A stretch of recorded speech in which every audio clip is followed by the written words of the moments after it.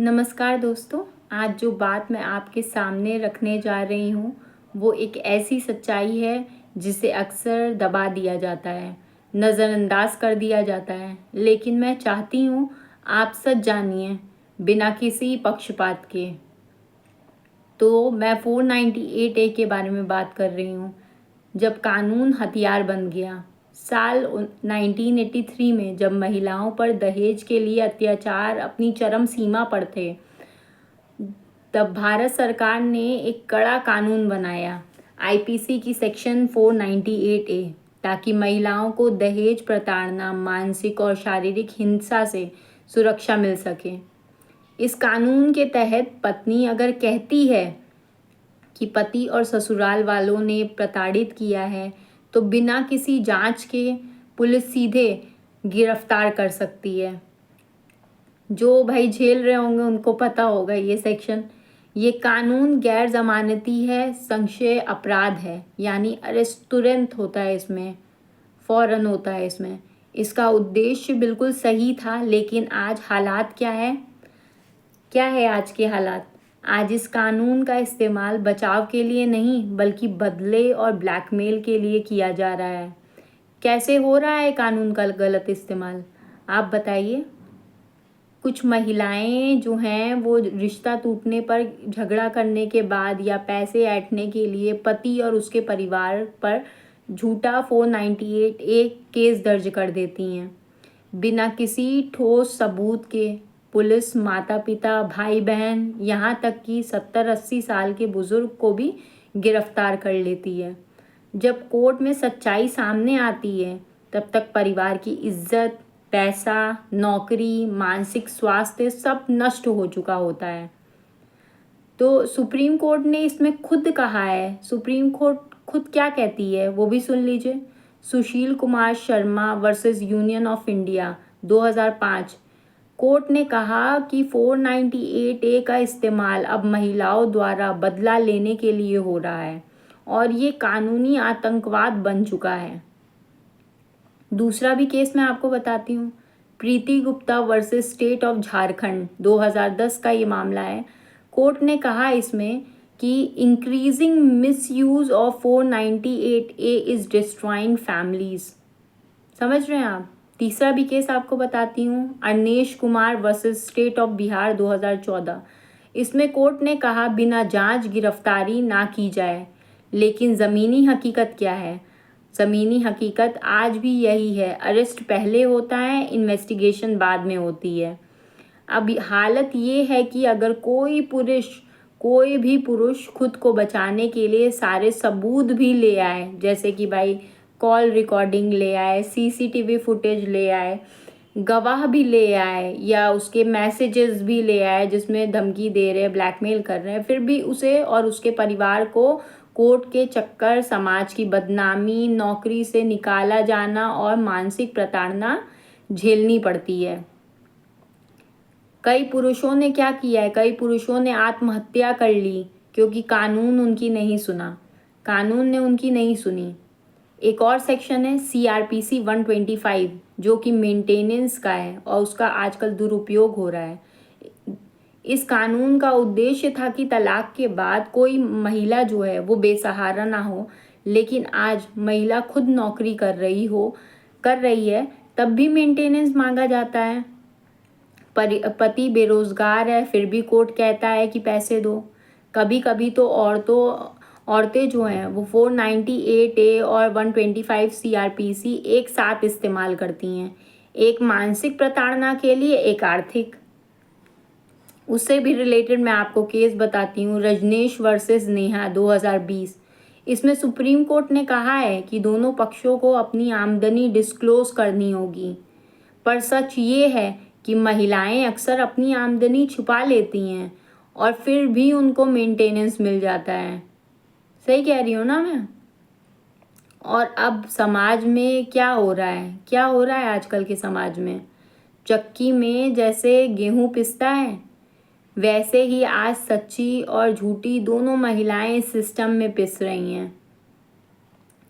कुछ महिलाओं ने झूठे केस डाल डालकर पूरे 498A कानून को बदनाम कर दिया है। नतीजा ये हुआ कि आज जब कोई सच्ची महिला सच में प्रताड़ना का शिकार होती है तो उसे भी लोग झूठा समझते हैं, क्योंकि भाई इतने केस झूठे डल चुके हैं तो इंसान सच को भी झूठ समझने लगा है। पुलिस, कोर्ट और समाज सभी पहले शक करते हैं, शायद ये भी झूठा केस होगा, शायद ये भी झूठा केस डाल रही हो। इसका सबसे बड़ा नुकसान उन औरतों को हो रहा है जो सच में पीड़ित हैं। और लड़कों का भी हाल जान लेते हैं। आज के युवा जो हैं वो शादी करने से डर रहे हैं। वो क्या सोचते हैं? वो सोचते हैं कि क्या होगा अगर मेरी पत्नी मुझे ही झूठे केस में फंसा दे, अगर रिश्ता ना चला तो क्या मैं जेल चला जाऊंगा। आज समाज में एक डर का माहौल बन चुका है। क्या किया जाना चाहिए? इससे रिलेटेड समाधान क्या है, सॉल्यूशन क्या है? 498A को जेंडर न्यूट्रल बनाया जाए। हर FIR के बाद प्राथमिक जांच हो, फिर गिरफ्तारी हो। झूठा केस डालने वालों पर IPC 182 और 211 के तहत कड़ी सज़ा दी जाए। मेंटेनेंस के मामले में दोनों की इनकम जांची जाए और ट्रांसपेरेंसी हो। एक मेन कमीशन भी बनाया जाना चाहिए, जैसे महिलाओं के लिए NCW है। अंत में मैं एक सच्चा सवाल आप लोगों से पूछना चाहती हूँ। अगर कानून का मकसद इंसाफ है तो वो इंसाफ किसी एक जेंडर तक सीमित क्यों हो? क्यों हो वो एक जेंडर तक सीमित? कानून को ढाल बनना था, हथियार नहीं। 498 को सम्मान देना था, आज वो डर का पर्याय बन चुका है। मेरी आप लोग सब लोगों से भाई गुजारिश है कि अगर आप इस बात से सहमत हैं कि झूठे केस ना हो और सच्चे केसों को इंसाफ मिले, तो इस वीडियो को सिर्फ इस वीडियो को बोल रही हूँ, शेयर करिए, कमेंट करें और इस मुद्दे को, नारी शक्ति को अधिकार मिलना चाहिए, लेकिन नारी के नाम पे कोई आदमी बर्बाद ना हो, ये भी ज़रूरी है।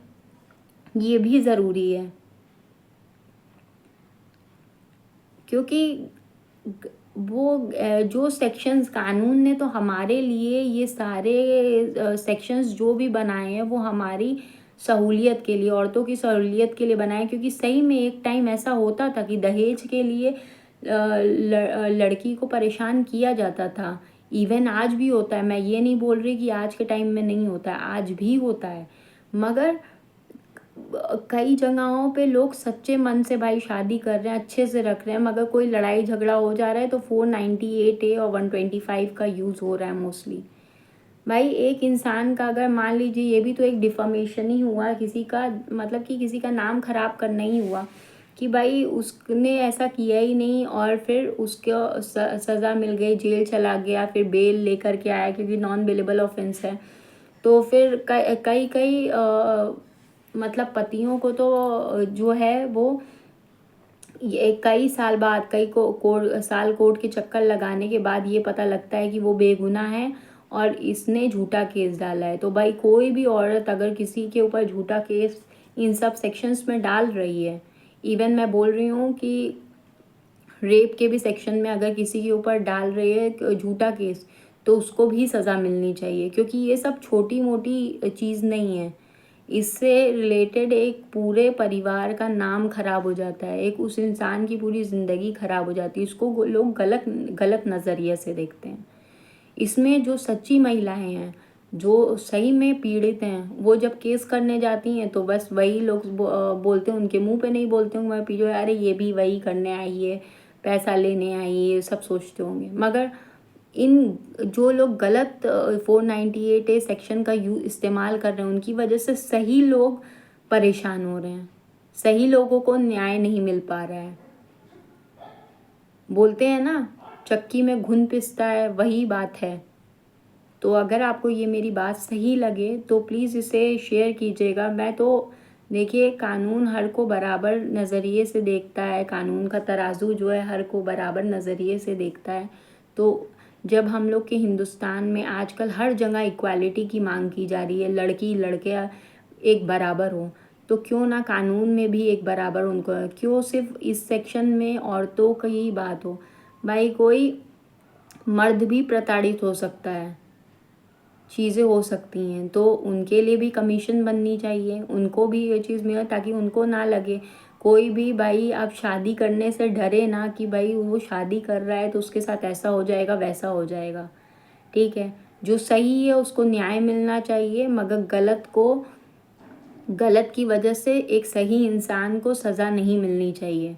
तो इसी सिलसिले में मैंने ये वीडियो बनाई थी। तो आप लोगों से उम्मीद है आप लोगों को ये वीडियो अच्छी लगी होगी, और शेयर कीजिएगा जितना हो सके ज़्यादा से ज़्यादा। मैं लड़की होकर के ये वीडियो इसलिए बना रही हूँ क्योंकि मुझे समझ में आता है भाई हर एक माँ का बेटा है, बहनों के भाई हैं, तो मतलब मैं उस उम्मीद में बना रही हूँ कि भाई उनकी भी तकलीफ़ किसी ना किसी को समझना चाहिए। एक आदमी होकर के कोई वीडियो ऐसी बनाएगा तो उसकी चीज़ें नहीं, मगर मैं लड़की होकर के ये चीज़ बता रही हूँ कि गलत हर तरीके से गलत है, वो सही नहीं हो सकता है।